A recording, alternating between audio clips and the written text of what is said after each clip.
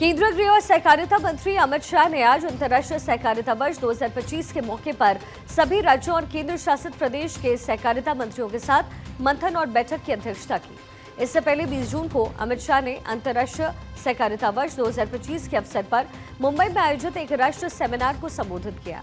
आज भी दिल्ली में केंद्रीय सहकारिता मंत्रालय की बैठक हो रही है, जिसकी अध्यक्षता की गई। केंद्रीय मंत्री अमित शाह इसकी अध्यक्षता करते नजर आए। इस बैठक में हरियाणा से केंद्रीय राज्य मंत्री कृष्णपाल गुर्जर और राज्य के सहकारिता मंत्री अरविंद शर्मा शामिल रहे। बैठक में देश भर के सहकारिता मंत्रियों की मौजूदगी में सहकारी योजनाओं की समीक्षा हुई।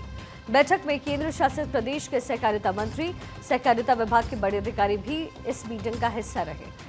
सहकारिता मंत्री अमित शाह ने कहा है कि जहां सहकारिता पूरी दुनिया के लिए एक आर्थिक व्यवस्था हो सकती है, वहीं भारत के लिए सहकारिता जीवन की एक ट्रेडिशनल फिलॉसफी है, जिसमें साथ रहना, साथ सोचना, साथ काम करना और एक कॉमन गोल की ओर साथ साथ बढ़ना और दुख सुख में एक दूसरे के साथ खड़े रहना भारतीय दर्शन की आत्मा का एक हिस्सा है।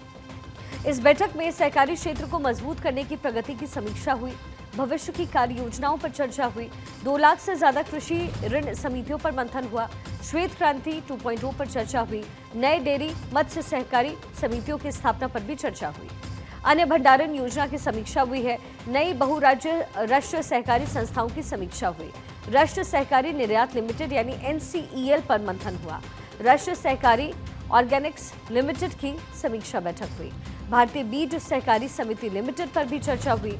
मीटिंग में सहकारी क्षेत्र में विश्व की सबसे बड़ी अन्न भंडारण योजना पर भी बातचीत हुई।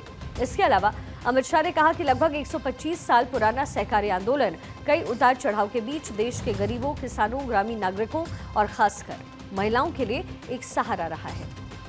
अमित शाह ने यह भी कहा कि सहकारी आंदोलन के तहत अमूल, इफ्को, इसके साथ ही क्रिप्को और नाफेड जैसे जो संगठन हैं, उसने कई सफलता की कहानियां लिखी हैं।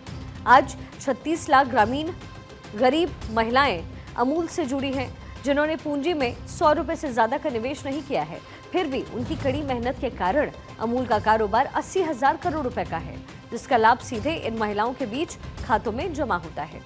अमित शाह ने आगे कहा कि चाहे इफ्को हो या फिर क्रिप्को, छोटे किसान अपने खेतों में मेहनत करते हैं और अपनी पैदावार भारत सरकार को MSP पर देते हैं और वही अनाज हर महीने गरीबों को 5 किलो मुफ्त राशन के रूप में डिस्ट्रीब्यूट होता है। इस पूरी योजना की जो रीढ़ है वो NCCF और खासकर नाफेड है। यूनाइटेड नेशन ने साल 2025 को अंतर्राष्ट्रीय सहकारिता वर्ष घोषित किया, जिसका विषय सहकारिता एक बेहतर दुनिया का निर्माण करती है। इस पहल का प्राइमरी पर्पस देश के सामाजिक और आर्थिक विकास में सहकारिताओं की इंपॉर्टेंट रोल को हाईलाइट करना और गरीबी, बेरोजगारी और सामाजिक असमानता जैसी चुनौतियों का समाधान करना है।